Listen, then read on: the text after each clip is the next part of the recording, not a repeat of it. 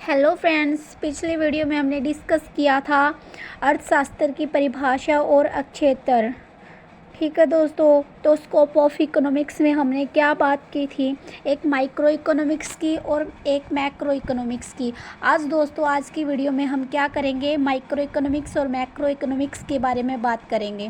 देखते हैं दोस्तों माइक्रो इकोनॉमिक्स क्या होती है। माइक्रो इकोनॉमिक्स क्या होती है? माइक्रो इकोनॉमिक्स जो होती है वो व्यक्तिगत इकाइयों, ठीक है दोस्तों, क्या होती है, व्यक्तिगत इकाइयों पर आधारित होती है। जैसे उपभोक्ता, उत्पादक, फर्म के आर्थिक व्यवहार का क्या करती है, इसमें माइक्रो इकोनॉमिक्स में अध्ययन करती है। छोटे घटकों जैसे कि बाजार, मांग, आपूर्ति, मूल्य निर्धारण आदि का विश्लेषण किया जाता है दोस्तों माइक्रो इकोनॉमिक्स में। इसकी मुख्य विषय क्या हो जाएंगे दोस्तों, डिमांड एंड सप्लाई हो जाएगा। क्या हो जाएगा, डिमांड एंड सप्लाई हो जाएगा, कंज्यूमर बिहेवियर हो जाएगा, प्रोडक्शन एंड कॉस्ट हो जाएगा, मार्केट स्ट्रक्चर हो जाएगा और प्राइसिंग हो जाएगा। ठीक है दोस्तों, क्या हो जाएगा, प्राइसिंग हो जाएगा। एग्जाम्पल देख लेते हैं दोस्तों इसका, माइक्रो इकोनॉमिक्स का। अगर मैं एग्जाम्पल के बारे में बात करूं तो क्या हो जाएगा दोस्तों, एग्जाम्पल हो जाएगा, एग्जाम्पल क्या हो जाएगा, एक विशेष उत्पाद की मांग और आपूर्ति का अध्ययन। क्या है दोस्तों, एक विशेष उत्पाद जो होता है उसकी मांग और आपूर्ति का क्या किया जाता है, अध्ययन किया जाता है माइक्रो इकोनॉमिक्स के अंदर। किसी विशेष उद्योग के उत्पादन और लागत का विश्लेषण किया जाता है और किसी कंपनी के मुनाफे का आकलन किया जाता है। कंपनी को कितना मुनाफा हुआ उसके बारे में क्या किया जाता है, आकलन किया जाता है। ठीक है दोस्तों, ये क्या थी हमारी माइक्रो इकोनॉमिक्स, क्या थी दोस्तों, ये हमारी माइक्रो इकोनॉमिक्स थी। और अब है हमारी मैक्रो इकोनॉमिक्स। अगर मैं मैक्रो इकोनॉमिक्स के बारे में बात करूँ दोस्तों तो ये क्या हो जाएगी, अर्थशास्त्र की वह शाखा है जो संपूर्ण अर्थव्यवस्था का अध्ययन करती है। क्या करती है दोस्तों, ये संपूर्ण अर्थव्यवस्था का अध्ययन करती है। मैंने अभी बात की माइक्रो इकोनॉमिक्स की, उसमें क्या होता है, व्यक्तिगत इकाइयों का अध्ययन किया जाता है जैसे उद्योग, फर्म। ठीक है दोस्तों, लेकिन जो ये मैक्रो इकोनॉमिक्स है इसमें बड़े स्तर पर बात की जाती है, संपूर्ण जो अर्थव्यवस्था उसके बारे में अध्ययन किया जाता है। इसमें क्या हो जाएगा दोस्तों, राष्ट्रीय आय, मुद्रास्फीति, बेरोजगारी आदि विकास, आर्थिक विकास और सरकारी नीतियों का विश्लेषण किया जाता है। ठीक है दोस्तों, अगर मैं इसके मुख्य विषय के बारे में बात कर लूँ तो क्या हो जाएगा दोस्तों, नेशनल इनकम, क्या हो जाएगा, नेशनल इनकम हो जाएगी दोस्तों, नेशनल इनकम हो जाएगी, नेशनल इनकम हो जाएगी। ओवरऑल जो नेशनल इनकम है उसके बारे में अध्ययन किया जाता है इसके अंदर, मैक्रो इकोनॉमिक्स के अंदर।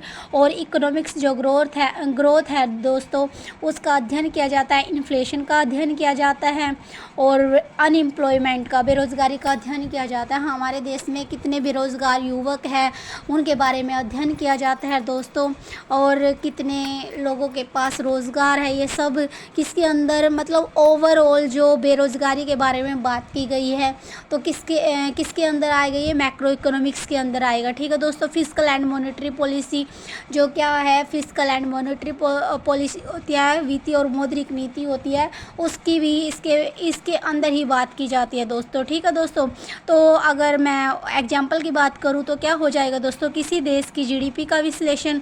अगर मैं किसी कंट्री की बात करूँ, ठीक है दोस्तों, अगर एक कंट्री को रख लूँ मैं और उसकी जीडीपी का आकलन करना चाहूँ या विश्लेषण करना चाहूँ तो किसके अंदर हो जाएगा, ये मैक्रो इकोनॉमिक्स के अंदर हो जाएगा। ठीक है दोस्तों, भारत में मुद्रास्फीति की दर, अगर मैं इंडिया की बात करूँ तो इसमें मुद्रास्फीति की दर कितनी है, तो मुद्रास्फीति की दर कितनी है, इसको कैसे कंट्रोल करना है, तो ये सब किसके अंदर आ जाएगा दोस्तों, ये मैक्रो इकोनॉमिक्स के अंदर आ जाएगा। बेरोजगारी दर में वृद्धि या कमी, बेरोजगारी दर में वृद्धि या कमी किस में हो जाएगी, ये भी किस में हो जाएगी, मैक्रो इकोनॉमिक्स में।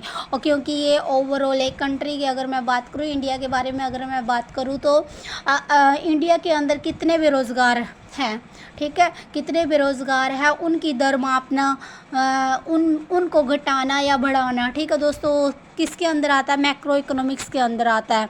अगर मैं इसके अंतर की बात करूं दोस्तों, इसका अंतर देख लेते हैं एक बार, मैं इसका माइक्रो इकोनॉमिक्स का, ठीक है दोस्तों, क्या कर लेते हैं, माइक्रो इकोनॉमिक्स का अंतर देख लेते हैं। सूक्ष्म अर्थशास्त्र, ठीक है दोस्तों, क्या हो जाएगा, माइक्रो इकोनॉमिक्स है जो, माइक्रो इकोनॉमिक्स है जो वो क्या हो जाएगा, व्यक्तिगत इकाइयाँ, इसके अंदर क्या आ जाएगी दोस्तों, व्यक्तिगत इकाइयाँ आ जाएगी। अभी बताया था मैंने, जैसे उपभोक्ता फर्म। अगर एक फ़र्म की बात करूँ, एक फ़र्म मान लो बिस्किट का उत्पादन कर रही है, ठीक है, तो उसके बारे में अध्ययन किया जाएगा किसके अंदर, माइक्रो इकोनॉमिक्स के। अगर ओवरऑल इंडिया में कितने बिस्किट बन रहे हैं, कैसे बन रहे हैं, कि मतलब कौन कौन सी कंपनियां बना रही है, ठीक है दोस्तों, तो अगर उसकी बात करूँ तो वो किस में हो जाएगी, मैक्रो इकोनॉमिक्स के अंदर हो जाएगी। और इसके माइक्रो इकोनॉमिक्स के अगर लक्ष्य की बात करूँ तो मूल्य निर्धारण और उत्पादन हो जाएगा। अगर मैक्रो इकोनॉमिक्स की दोस्तों मैं बात करूँ, मैक्रो इकोनॉमिक्स में क्या हो जाएगी, नेशनल इनकम के बारे में, ठीक है, नेशनल इनकम के बारे में बात की जाती है इसके अंदर। अगर एग्जाम्पल की बात करूँ, किसी उत्पाद का मूल्य क्या हो जाएगा, किसी उत्पाद का मूल्य। अगर मैं उसकी एग्जाम्पल की बात करूँ मैक्रो इकोनॉमिक्स की, तो क्या हो जाएगा दोस्तों, नेशनल इनकम। अगर तत्व की बात करूँ, मांग और आपूर्ति, क्या है दोस्तों, मांग और आपूर्ति। माइक्रो इकोनॉमिक्स में क्या हो जाता है, मांग और आपूर्ति हो जाती है। और उस अगर मैक्रो इकोनॉमिक्स की बात करूँ तो उसमें क्या हो जाएगा, इन्फ्लेशन और अनएम्प्लॉयमेंट, नेशनल इनकम, ये सारे किसके एग्जाम्पल है दोस्तों, ये सारे तत्व किसके हैं दोस्तों, मैक्रो इकोनॉमिक्स के। अगर उपयोगिता की बात करूँ तो व्यक्तिगत निर्णय। इसमें क्या होता है, अगर एक फर्म उत्पादन कर रही है तो वो जो फर्म है, फर्म का जो मालिक है वही निर्णय लेगा, ठीक है दोस्तों, वही निर्णय लेगा कि कैसे प्रोडक्ट तैयार करना है, कैसे नहीं तैयार करना। लेकिन अगर मैक्रो इकोनॉमिक्स की मैं बात करूँ दोस्तों, तो उसमें क्या हो जाएगा, उसमें गवर्नमेंट निर्णय लेती है दोस्तों, ठीक है दोस्तों, क्या होती है, गवर्नमेंट निर्णय लेती है कि कैसे नेशनल जीडीपी है जो किसी देश की जीडीपी को कैसे बढ़ाना है, कैसे घटाना है, तो ये मैक्रो इकोनॉमिक्स के अंदर आ जाएगा दोस्तों। आई होप दोस्तों ये वीडियो आपको पसंद आई होगी, तो प्लीज़ वीडियो को लाइक कीजिए, शेयर कीजिए, कमेंट कीजिए।